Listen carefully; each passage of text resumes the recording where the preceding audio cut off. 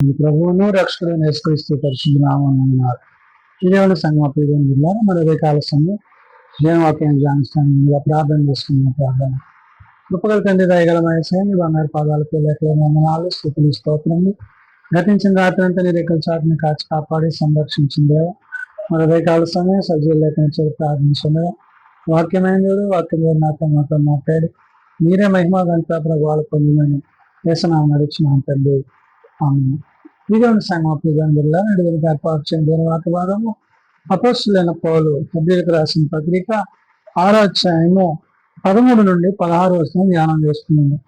అపోస్తులైన పౌలు హెబ్రీయులకు రాసిన పత్రిక 6వ అధ్యాయము 13 నుండి 16 వచనంలో ఈ విధంగా రాయబడింది.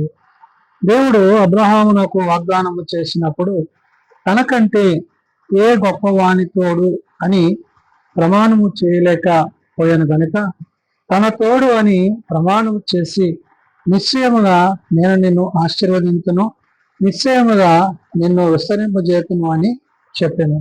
ప్రియదేవుని సంగమా, ప్రియదేవుని వెళ్ళారా, పౌలు మహాశయుడు హెబ్రీ సంఘానికి పత్రిక రాస్తూ దేవుని యొక్క వాగ్దానాన్ని గుర్తు చేశాడు.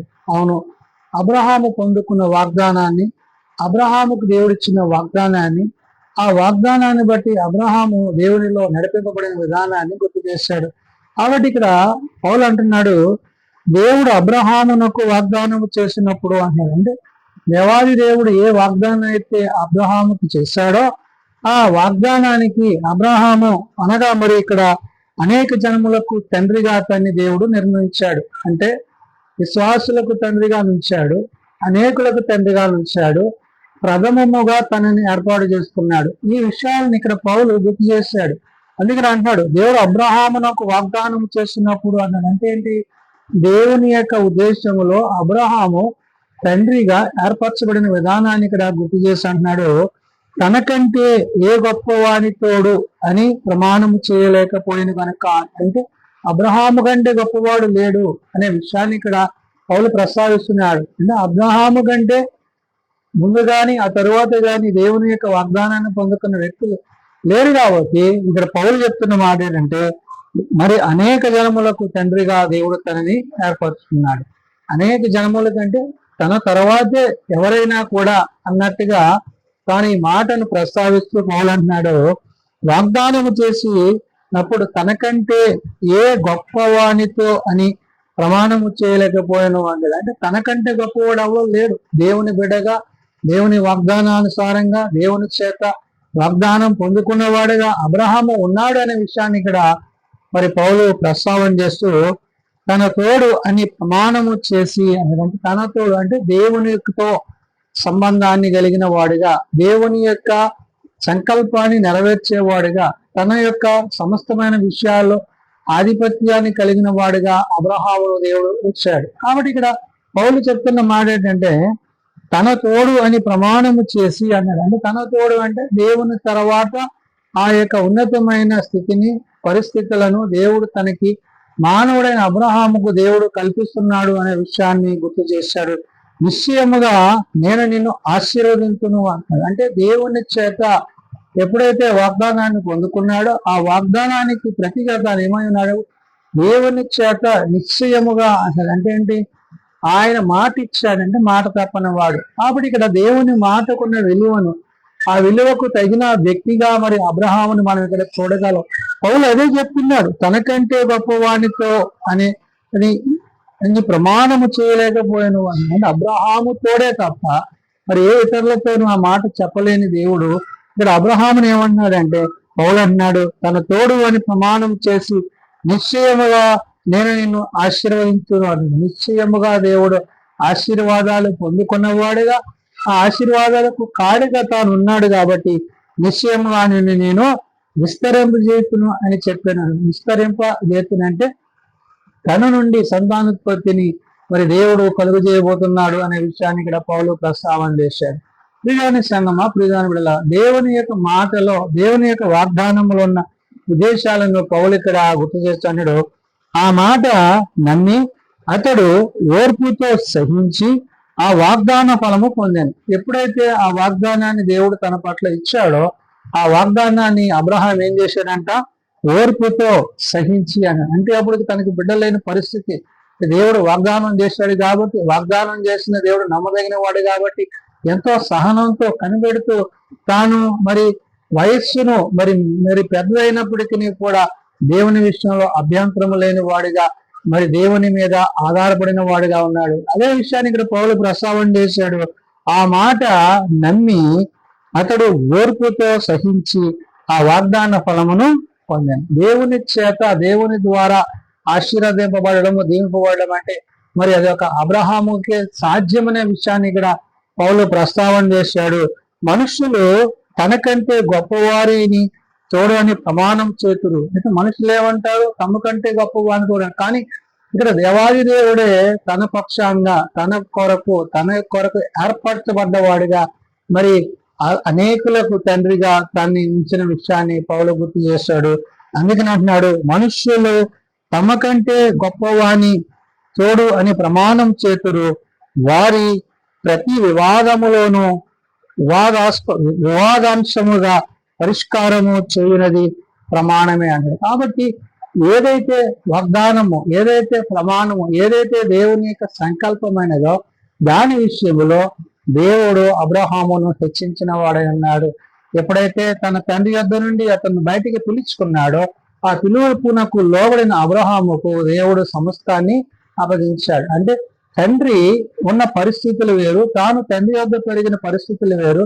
అలాంటి పరిస్థితుల్లో నుండి తాను ప్రత్యేకింపబడి మరి ఆ విగ్రహముల మధ్య నుండి బయటకు వచ్చిన వాడిగా, మరి దేవుని యొక్క శక్తిని పొందుకున్న వాడిగా, మాట నమ్మిన వాడిగా, ఆ మాటకు తగిన వాడిగా తాను విశ్వాసులకు తండ్రిగా మరి తాను ఉన్నాడు. అదే విషయాన్ని పౌలు గుర్తు చేశాడు. ఎందుకు ఈ మాటలు పౌలు ప్రస్తావన చేస్తాడంటే, వాగ్దానం అనేది దేవుని చేత కలిగినప్పుడు ఆ వాగ్దానానుసారంగా మనం జీవించిన వారమైతే ఆ వాగ్దాన ఫలాలు పొందుకుంటాం. ఆ విధంగానే మరి అనేకులకు తండ్రికి, జనములకు తండ్రిగా పిలువబడిన అబ్రహామును దేవుడు ఎంతగా హెచ్చించడంలో ఉద్దేశం ఏంటంటే, తానున్న పరిస్థితుల విధానంలో ఏమాత్రమును దేవుని యొక్క మాటను తృణీకరింపక దేవుని మాటకు లోబడిన వాడిగా, విశ్వాసములో కొనసాగిన వాడిగా, దేవుని మాటకు లోబడి తాను బయటకు వచ్చినప్పుడు తనతో దేవుడు నడిచిన విధానం ఏదైతే ఉందో అది అతన్ని ముందుకు నడిపించింది. కాబట్టి నేడు విశ్వాసములో కొనసాగుతున్న మనము, విశ్వాసమునకు కర్తవ్య దాన్ని కొనసాగించుకోవడైన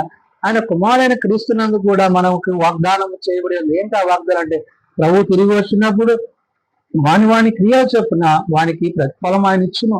కాబట్టి ఎవరైతే ప్రభునందు విశ్వాసం ఉంచుతారో, ఎవరైతే ప్రభునందు ఆశ కలిగి, ఆలోచన కలిగి, వాక్యానుసారంగా జీవించడానికి తమ హృదయాలను సిద్ధపరచుకుంటారో అటు వారిని అందరినీ ఆయన తనతో పాటు తన రాజ్యానికి చేర్చుకుంటాడు. యేసుక్రీస్తు ప్రభువారు పాపులను రక్షించడానికి ఈ లోకానికి వచ్చి మరణము నుండి జీవములోనికి మనల్ని నడిపించి నేడు ఆయన తన కృప చేత మనల్ని కాపాడుతున్నాడు. ఈ కృపాకాలంలో ఉన్న మనము ఆనాడు పౌలు హెబ్రీ సంఘానికి, నేడు సార్వత్రిక సంఘానికి చెప్తున్న వాగ్దానం ఏంటంటే, వాగ్దానం చేసిన వాడు నమ్మదగిన వాడు. కాబట్టి ఆ వాగ్దానాన్ని అనుసరించి మరి విశ్వాసులకు తండ్రిగా, అనేకులకు ఆశీర్వాదకరంగా దేవుడు అబ్రహాము ఇచ్చిన విషయాన్ని నేడు పౌలు ప్రస్తావన చేశాడు. కాబట్టి నేడు మనము అట్టి ఆశీర్వాదాలు, అట్టి దీవెనలు పొందుకుంటూ ప్రభువులో, పరిశుద్ధ ఆత్మలో క్రీస్తు యొక్క రాకడ కొరకు ఎదురు చూచు వారమై ఉండాలని పరిశుద్ధాత్మ దేవుడు పౌలు ద్వారా తెలియజేసిన మాటలు ప్రార్థన చేసుకుందాం. ప్రేమ నమ్మకం కలిగిన మా తండ్రి, కృప కలిగిన దేవా, నీ బంగారు పాదాలకు వందనాలు నాయన.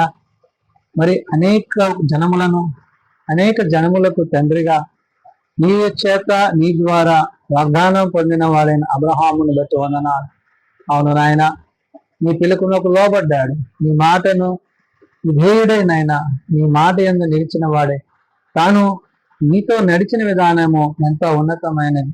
కాబట్టి నాయన, జనములకు తండ్రిగా నీవు అతన్ని చేసి ఉన్నావు. కాబట్టి నాయన, నీ ద్వారా నాయన, నీ మాట చొప్పున ఎవరైతే విని లోబడి ఆ ప్రకారం జీవించేవారంటారో వారితో నీవు సదాకాలము జీవించేవాడవును, వారితో నడిచేవాడవును, వారిని నడిపించేవాడవునై ఉన్నావు. కాబట్టి నాయన, మేము నీ మాటను అనుసరించి, నీ వాక్యమును అనుసరించి, నీవు ఇచ్చిన వాగ్దానమును అనుసరించి నీ వాగ్దాన భూమిలో ప్రవేశించడానికి సహాయం దయచేయండి. అవును, మా నిమిత్తము, నా పాపముల నిమిత్తము నాయన నీ కుమారుని లోకానికి పంపించి ఏ పాపము లేని ఆయనను నా పాపముల నిమిత్తం శిక్షింపబడి, మరణింపబడి, శిలువవేయబడి, సమాధి చేయబడి తిరిగి లేచి ఉన్నారు. నీవు చూపిన నీ ప్రేమను జ్ఞాపకం చేసుకుంటూ మా కొరకు తిరిగి లేచిన క్రీస్తు యొక్క రక్తంలో కడగబడిన కృపను మాకు అనుగ్రహించి ఉన్నాం. కాబట్టి నాయన ఈ కృపాకాలంలో ఉన్న మేము నీవు ఆనాడు అబ్రహాముతో చేసిన వాగ్దానం, నేడు నీ కుమారుని ద్వారా మాకుతో చేసిన వాగ్దానం, నేను మరలా వచ్చి నీ నుండి స్థలములో నిన్ను చేర్చుకుందని నీవు సెలవిచ్చున్నావు. ప్రభువా, నీ తిరిగి రానయ్యున్నప్పుడు నేను ఎదుర్కోగలిగిన శక్తిని, విశ్వాసాన్ని, నిండు ప్రేమను మాకు దయచేయమని, జీవముగల నీ మాటల చేత జీవింపజేసి కృప వెంబడి కృప చేత కాపాడి సంరక్షించమని, ఏదైనా పరిచర్యల సేవలో మీరు మాకు తోడయండి, సంరక్షించండి. చిన్నబిడ్డ యవనులు, పెద్దలు, వృద్ధులు ప్రతి వారిని వారి వారి తరగతులు చెప్పిన ఆశీర్వదించి దీవించండి. 8 దినాలు, వివాహ దినాలు, ఆ గుడికల కుటుంబాలకు వచ్చేదిపరచండి. తమ ప్రియులను పోగొట్టుకున్న కుటుంబాలను ఆదరించండి. ఏ ఒక్కరు నశించక అందరూ మారు మనసు కలిగి పాపకు క్షమాపణ కలిగి మీ రాజ్యంలో చెరగలందులో కట్టి దయచేయమని యేసునకు నామమున ప్రార్థించి వేడుకుంటున్నాం తండ్రి. ఆమేన్. పరలోకమందున్న మా తండ్రి, నీ నామం పరిశుద్ధపరచబడుగాక, నీ రాజ్యం వచ్చుగాక, నీ చిత్తం పరలోకమందు నెరవేర్చినట్లు భూమి మీద నెరవేరుగాక. మాకు మాకు దయచేయండి. నడల ప్రార్థన చేసిన వారిని మేము క్షమించిన ప్రకారం మా ప్రార్థనను క్షమించాం. శోధనలో దేగాల్సిన రప్పించింది. రాజ్యము, శక్తి, మహిమ నిరంతరము నీవే అన్నవి తండ్రి. ఆమేన్. మన పరమ తండ్రి దేవుని ప్రేమ, ప్రభువైన యేసుక్రీస్తు కృప, ఆదరణకర్త అయిన పరిశుద్ధాత్మ సహాయము సదా తోడయండి, సంరక్షించును గాక. ఆమేన్.